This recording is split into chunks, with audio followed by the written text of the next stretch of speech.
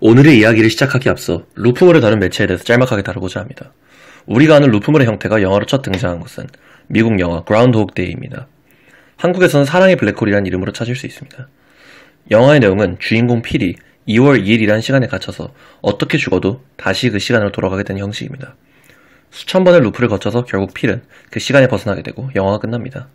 그 이후 전쟁 루프물의 형식을 가진 라이트 노벨 All You Need Is Kill이 등장했고, 이 소설을 영화화시킨 것이 톰 크루즈 주역의 할리우드 영화 엣지 오브 투모로우입니다. 본 영화도 주인공 케이지가 죽었을 때 특정 시점으로 돌아가게 되어서 임무를 완수하고 세상을 구할 때까지 그 운명을 벗어나지 못하게 됩니다.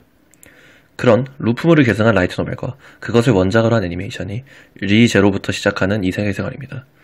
원래는 이것을 메인으로 악거 리뷰를 준비하고 있었는데 막상 리뷰할 것도 별로 없고 엔간한 사람들이 다 해놨을 테니 저는 여기서 조금 더 나아간 논의를 한번 해보겠습니다.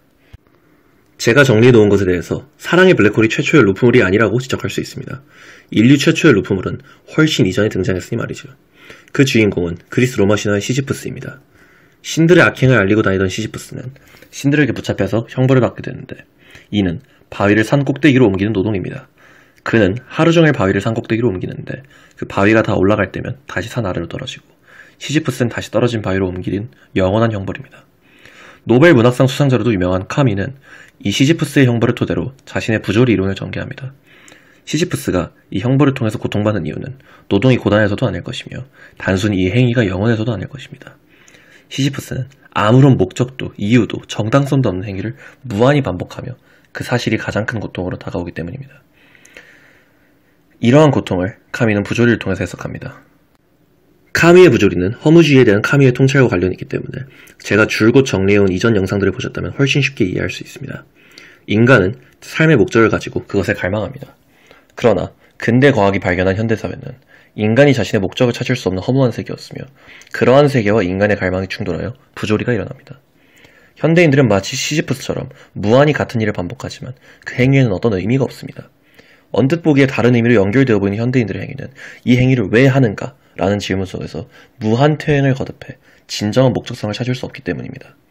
따라서 평생 같은 일상을 살다가 죽는 현대인의 인생은 아무런 의미 없이 무한히 바위를 골려서 올리는 시지프스와 별반 다를 것 없이 부조리하다는 것입니다. 따라서 정리해본다면 무의미함을 벗어날 수 없는 루프물은 하나의 부조리라고 해석할 수 있으며, 이는 우리의 인생과 별반 다르지 않습니다. 루프에서 벗어나는 것은 곧 부조리를 해소하는 일이라고 볼 수 있겠죠. 부조리에 대처하는 방법은 이러한 루프를 벗어나기 위한 노력과 일맥상통한다고 볼 수 있습니다. 매체들을 통해서 한번 살펴본다면 인간이 내릴 수 있는 첫 번째 결론은 자살입니다. 사랑의 블랙홀에 등장하는 필도, 리제로에 등장하는 스바루도 모두 이 방법을 시도해봅니다.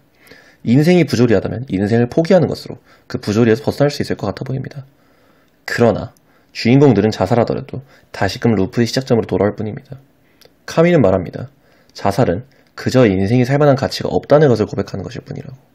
결국 자살이 부조리를 해결해주지 않는다는 것을 우리는 알고 있습니다. 부조리에 대한 두 번째 해결 방법은 목적과 의미 같은 것과 연결된 자신의 삶에서 벗어나는 것입니다. 철학적 자살이라고 표현할 수 있는 이 방법은 현대인들에겐 참 달콤한 유혹이 됩니다. 힘들고 절망적인 세계를 등지고 쉽게 살아가는 것을 우리는 갈망합니다. 한국과 일본 모두 서브컬처계에서 이 세계물이 유행하는 이유 또한 이를 통해서 설명할 수 있지 않나 싶습니다. 그러나 이러한 도피 또한 부조리를 해결해주지 못합니다. 필은 범죄를 저질러 보기도 하고 여자를 꼬셔보기도 하지만 아무리 그래도 다시 2월 2일의 아침을 벗어나지 못했습니다. 스바루는 모든 것을 포기하고 도망치자고 한 여자에게 권유합니다.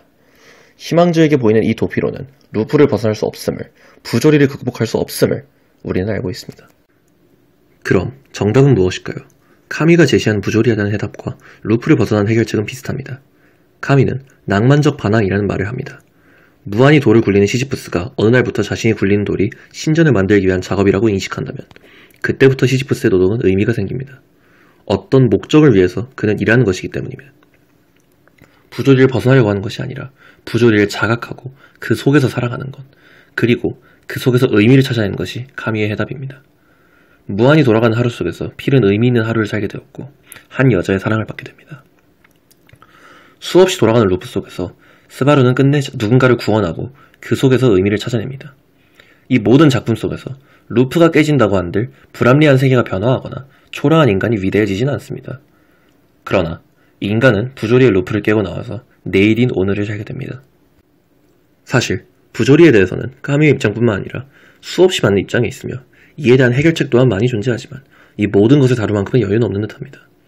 까미가 논하는 시지프스와 루프물들에 대한 등장하는 주인공들, 이 모두가 우리와 닮아 있습니다. 우리는 아침에 일어나 똑같은 하루를 반복하고 똑같은 내일을 누리기 위해 침대에 눕지 않습니까? 우리의 루프를 깨기 위한 낭만적인 반항을 오늘부터 시작할 수 있으면 좋을 것 같습니다.